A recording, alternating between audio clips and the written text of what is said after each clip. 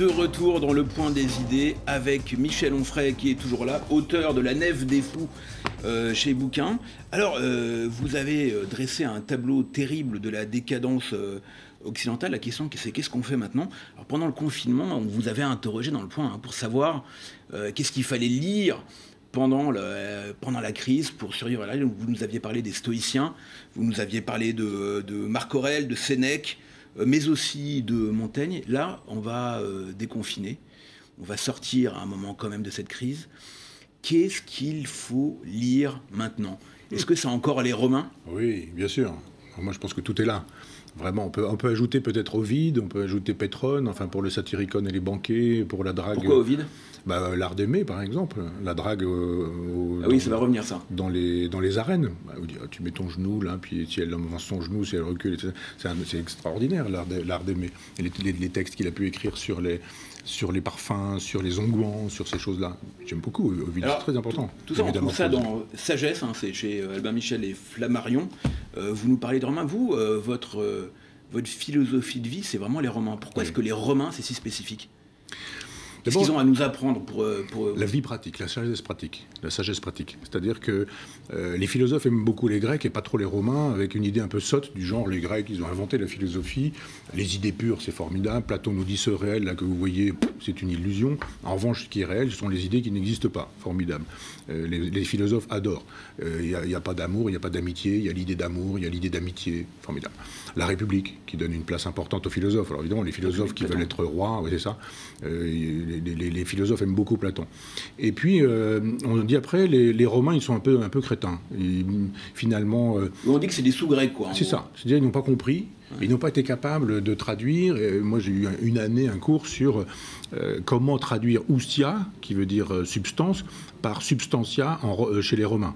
Le prof disait, Aristote, il y a Lucia dans la métaphysique. Quand je pense que ça donne substantia chez les latins, quelle bande de crétins. Alors on se dit, oui, effectivement, j'ai tout compris. Et les Romains ne sont pas à la hauteur. C'est faux. Les Romains n'ont pas du tout envie d'être des Grecs. Et ils ont juste envie d'être concrets et pratiques. Donc si vous allez faire une grande théorie sur l'amour, une grande théorie sur l'amitié, le banquet, etc., le mythe de l'androgyne, les corps qui étaient homme, femme, homme-femme, etc., coupés en deux, puis après chacun cherche sa moitié, formidable.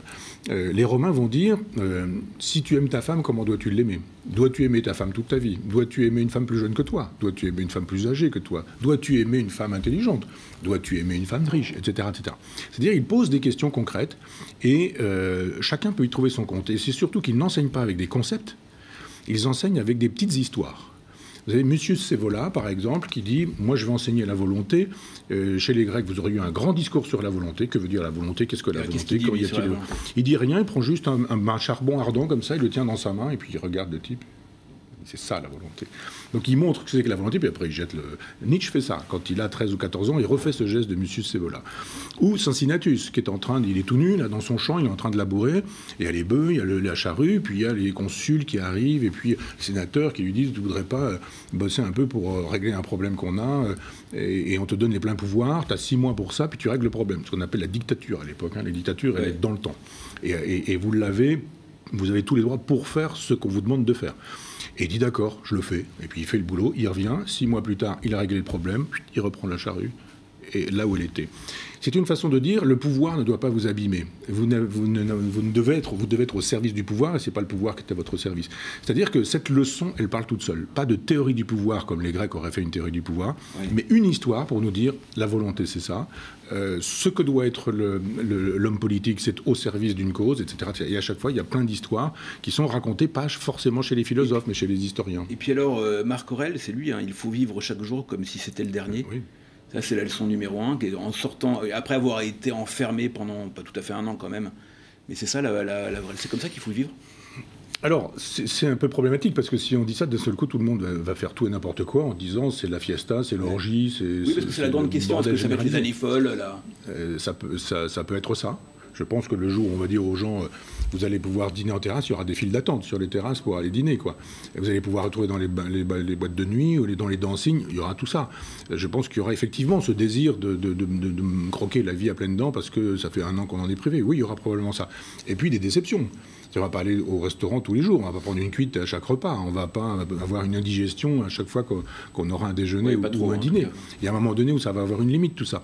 Donc je crois qu'on va recouvrer un monde dont on aura perdu un certain nombre d'usages, et puis il va falloir retrouver des marques. Et globalement, que disent les stoïciens, que finalement il faut se dépouiller de ce qui est inessentiel. Tout ça, c'est accessoire. L'argent, les honneurs, le pouvoir, la richesse, le resto, les filles, les femmes, les copains, les copines, les voitures, je sais pas quoi. Alors ils ne disent pas qu'il ne faut pas non plus. Ils disent juste ne sois pas le prisonnier de ces choses-là. Tu peux manger des bons aliments. Il ne s'agit pas de faire comme Épicure en disant un petit morceau de fromage et puis un petit morceau de pain, un verre d'eau, et ça suffira. Une petite olive un jour de fête. Non, c'est pas. Si tu veux y aller avec des vins de Falerne, si tu veux manger des tétines de truie ou des vulves de truie farcies, vas-y. Vous n'êtes pas un philosophe de la contrainte. Vous aimez quand même la bouffe. Vous aimez boire, manger. Vous pensez que c'est bien, que c'est important. J'utilise jamais le mot bouffe. Vous dites quoi d'ailleurs? La cuisine. Vous dites la cuisine. Parce pourquoi que vous dites pas bouffe? Parce que les animaux bouffent, on dirait, et encore, même pas, les animaux mangent. Mais il y a dans bouffer une espèce c'est ce que Sartre appelait la métaphysique du trou à boucher. Lui, il disait que quand on avait faim, il y avait un trou, qu'il fallait boucher ce trou. Donc il remplissait des charcuteries, Sartre, il disait du saucisson, du cervelas, du pâté. Il faut surtout pas que ça ait l'air de ce que c'est. C'est-à-dire, il trouvait formidable les andouillettes, les andouilles, le saucisson, parce que pour savoir que c'est du cochon, que ça a été ceci, c'est quand même le charcutier, hein, enfin le charcutier, c'est celui qui cuit la chair. Il y avait quand même une élaboration, il y a toujours d'ailleurs, c'est un métier formidable, mais une élaboration extraordinaire dans la charcuterie. Et Sartre, il adorait ça. Mais tout ce qui était nature, genre les huîtres, vous ouvrez l'huître et vous dites allez hop, on mange ça. Alors là, il ne pouvait pas. Et un jour, au moment de brûler en Artois, là, il s'en va défendre tous les maoïstes qui veulent absolument pendre les notaires, etc. Et puis il arrive chez des prolétaires, et les prolétaires, ils reçoivent M. Sartre et ils lui ont fait un lapin. Ouais. Et alors Sartre, il peut pas, parce qu'il mangeait du lapin, pour lui, c'est absolument pas possible, quoi. Alors il mange du lapin, puis il fait une crise, c'est pas possible. Enfin, c'était un grec, hein, Sartre, c'est sûrement pas un romain. Non, je crois qu'il y a des occasions dans la vie de pratiquer la sagesse, et que la nourriture est l'occasion de pratiquer une sagesse. Et donc moi, je suis assez d'accord pour tous les gens qui sont un peu décroissants, qui sont pour les produits bio, pour les circuits courts, etc. C'est-à-dire que j'ai jamais aussi bien mangé qu'en Italie, en présence de l'inventeur de slow food. Oui. Et on a mangé des fromages, des viandes cuites, etc. C'était pour moi peut-être le plus grand repas. Donc je comprends qu'on puisse faire des merveilles avec des choses simples et sobres. Et je ne suis pas de ceux qui disent que bon, c'est une métaphysique du trou à boucher, donc de la choucroute, ou des gens qui disent à moins de 200 € le plat, c'est pas de la gastronomie, et qui vont dans les restaurants 3 étoiles, surtout payés par les entreprises et rarement par eux, ou qui éventuellement, après avoir vendu les entreprises soviétiques au moment où il y a eu libéralisation, ont hérité de fortunes qui font aujourd'hui les oligarques russes, et qui viennent dans un restaurant disant le vin le plus cher, un Pétrus de la bonne année, un 82 si possible, puis amenez-moi aussi un coca pendant que vous y êtes. Alors, est-ce qu'on peut aussi trouver des recettes de déconfinement chez Nietzsche dans la volonté de puissance? Nietzsche, c'est une de vos spécialités, c'est un de vos philosophes favoris, peut-être même le favori.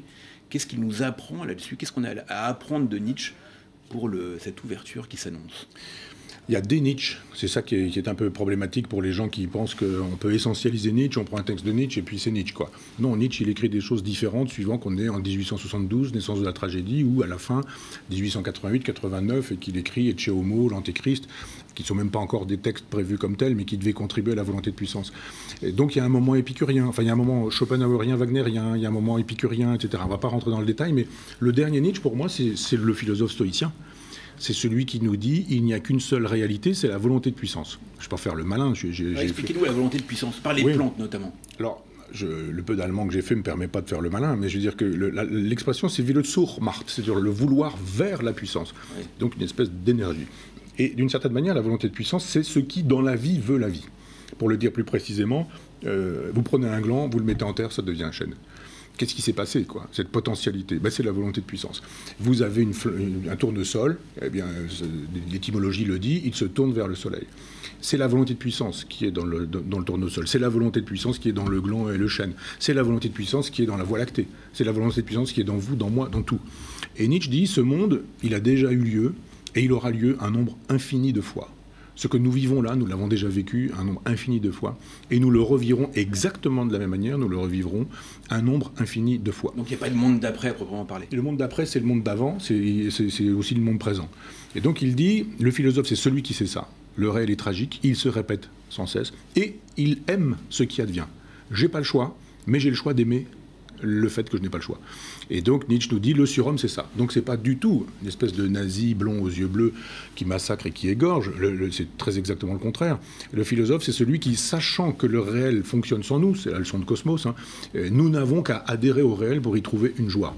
Donc ça peut être une leçon, effectivement, d'après-confinement, ou même pendant le confinement, cette façon de dire ce qui a lieu, on ne peut pas faire de telle sorte que ça n'ait pas lieu, ça ne peut pas avoir lieu autrement, et ça aura toujours lieu de la même manière, donc aimons ça, sinon c'est déprimant. Alors, je ne sais pas si on peut aimer la politique, mais vous en parlez souvent, peut-être même trop d'ailleurs. Parfois, on se demande si vous n'en parlez pas trop souvent. C'est à cause de vous, parce que vous me sollicitez trop là-dessus. C'est peut-être ça. C'est probablement vrai d'ailleurs. Ah oui.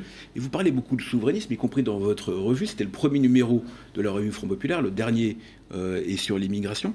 Mais alors, je suis quand même souvent surpris, parce que vous êtes un admirateur des Girondins, des Girondines en particulier, contempteur de Robespierre, de Sartre, de Marx. Et finalement, vous avez tout pour devenir un libéral. Et pourquoi vous n'êtes pas devenu un libéral? Vous n'y arrivez pas? Il y a quelque chose qui vous bloque? Vous avez dit beaucoup de mal de Tocqueville, mais un peu de bien aussi. Qu'est-ce qui vous empêche de devenir libéral? Alors oui, Tocqueville, c'est autre chose. Il y a de la démocratie en Amérique dit quelque chose, l'Ancien Régime et la Révolution française dit autre chose, et les souvenirs disent encore autre chose. Je pense que beaucoup de gens parlent de la démocratie en Amérique sans l'avoir lu, et que quand on l'a véritablement lu, le statut des Indiens, le statut des peuples... Oui, alors il dit quelques horreurs. Plutôt pas mal, oui. Ouais. Des textes sur l'Algérie aussi, il a écrit sur l'Algérie, des défenses du colonialisme, de la partie la plus violente du colonialisme, enfin peu importe. Ce qui m'intéresse dans le libéralisme, c'est la liberté. Mais pas que le marché fasse la loi. Donc voilà, c'est extrêmement simple. C'est-à-dire que vous devez pouvoir entreprendre librement, sans qu'on vienne vous taxer, vous rendre les choses impossibles. Vous avez envie de créer une école, créez une école. Vous avez envie de créer une entreprise, créez une entreprise. Vous avez envie de dire, mais moi j'ai un truc, là, si on fait ceci, si on fait cela, allez-y, foncez. Je suis pour cette liberté-là. Et cette liberté libérale m'intéresse. Mais si le libéralisme, c'est de dire, après tout ça, ça va faire la loi, il y aura une espèce d'homéostasie, c'est-à-dire d'équilibre de la fameuse main invisible. C'est ce que disent les déistes, qui sont les libéraux du XVIIIe siècle. C'est-à-dire que faites ce que vous voudrez, il y aura toujours la main invisible, ce sera la main de Dieu, hein, qui va faire de telle sorte que tout va bien se passer. Bentham, qui est un libéral emblématique, a quand même théorisé la prison. Le panoptique, ça veut dire que ça ne marche pas, le libéralisme. Si ça devait marcher, pourquoi aurait-on besoin de prison? Oui, mais pardon, ça marche pas. On peut dire il a beaucoup de défauts. Il n'y a pas assez de libéralisme. Il a beaucoup de défauts, le libéralisme. Mais dès qu'on n'a plus d'économie de marché, on a la dictature. Oui, je suis d'accord. De manière absolue. Oui. C'est-à-dire qu'on n'a pas connu un exemple dans l'histoire d'un pays qui a supprimé l'économie de marché, qui ne soit pas devenu une dictature ou un régime, en tout cas très violent. Vous êtes d'accord avec ça? Je suis pour l'économie de marché, mais je ne suis pas pour que le marché fasse la loi. C'est ça la différence. C'est-à-dire que le libéral que je suis pense qu'effectivement il faut laisser une liberté maximale, mais le libertaire que je suis dit il y a un moment donné où le marché ne peut pas faire la loi. Par exemple, si vous dites aujourd'hui, mais monsieur, vous êtes vieux, vous êtes pauvre, vous n'avez jamais cotisé, vous avez le Covid, vous allez mourir, eh ben c'est ainsi. Le marché fait la loi. Ou vous dites, vous avez un enfant, maladie orpheline, et on vous dit, effectivement, ça va coûter très cher parce qu'il y a un protocole de soins, mais ça va coûter horriblement cher, mais ne vous inquiétez pas, on est là, il y a des gens qui ont cotisé, on va soigner votre enfant. On va rien vous demander. Ça, c'est effectivement être libertaire pour moi. C'est pas être libéral. Un libéral dira, moi j'ai perdu ma compagne d'un cancer, on le sait, mais il y a eu un moment donné où je les ai vus, les libéraux, qui m'ont dit, bon, ça va coûter trop cher, hein, les chimios, là, elle va mourir, votre compagne, donc elle va mourir bientôt, donc non, ça va coûter trop cher, on fera pas de chimio. Eh bien ça, c'est le marché qui fait la loi. À l'hôpital, le marché fait la loi. On le sait, le problème du Covid, c'est quoi? C'est que le marché fait la loi depuis Mitterrand en 83. Et quand le marché fait la loi à l'hôpital, la santé publique ne fait pas la loi. Mais attendez, le libéralisme, le marché fait la loi. En France, on est le pays industrialisé le moins libéral. L'État est partout, il y a plus d'impôts qu'ailleurs, il y a plus de dépenses sociales qu'ailleurs, pour le meilleur aussi. Hein. Mais est-ce que vous pouvez parler de libéralisme en France? Alors vous avez raison, il y a une ambiguïté parce qu'il y a une dictature libérale, c'est ça le problème. C'est-à-dire le libéralisme, c'est laisser faire. Et puis, on va voir. Moi, d'une certaine manière, je ne suis pas forcément contre. Les libertariens m'intéressent. J'ai ça en commun avec Gaspard Koenig. C'est-à-dire que je ne suis pas pour un libéralisme imposé par l'État. Et là, pour le coup, l'État nous impose le libéralisme. L'Europe nous impose le libéralisme. Et nous dit, mais ça va être comme ça. et tu vas pas avoir le droit de faire ceci, tu vas pas avoir le droit de cela, parce que ça s'appelle la liberté.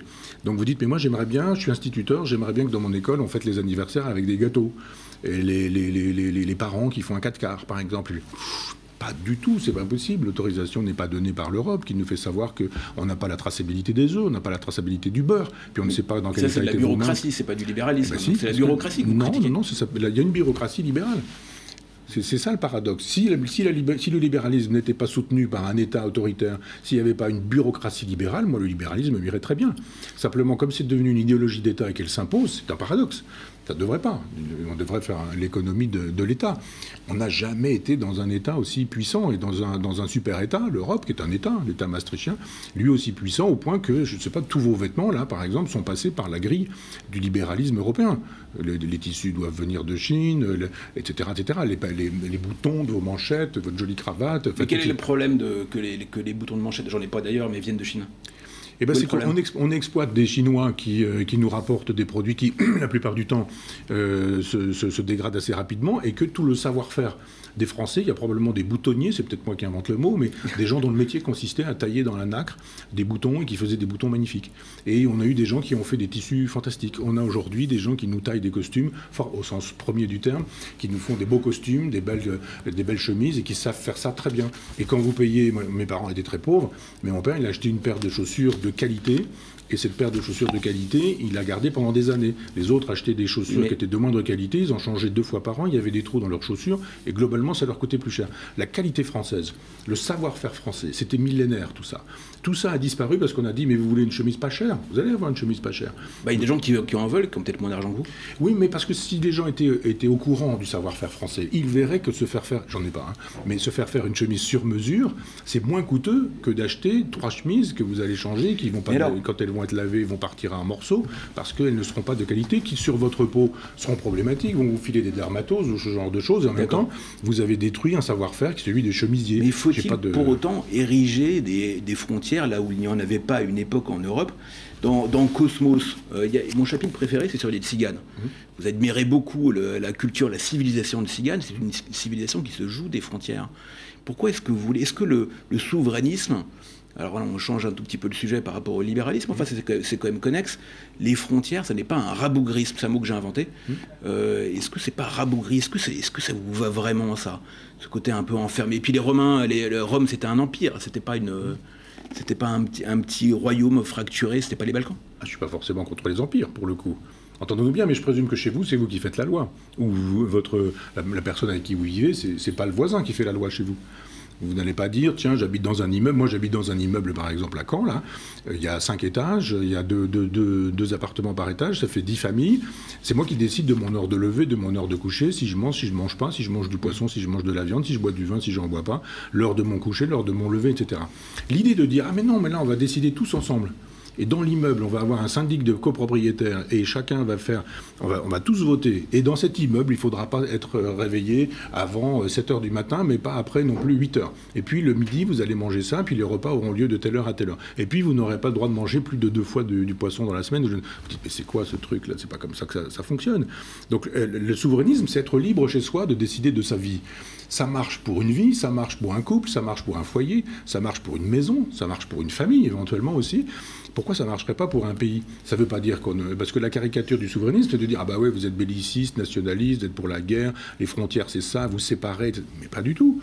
Vous dites « Il y a des frontières, juste venez, on vous invite, il n'y a pas de problème. » Moi, quand j'invite des gens, c'est les lois d'hospitalité. Les gens, ils sont chez moi, j'essaie de les rendre heureux. Mais je ne veux pas qu'ils forcent la porte en disant « On s'installe, on va aller voir dans ta cave, tiens, on a décidé qu'on allait s'ouvrir telle bouteille, et puis on ouvre le frigidaire en disant « Tiens, on va manger ça. » Puis...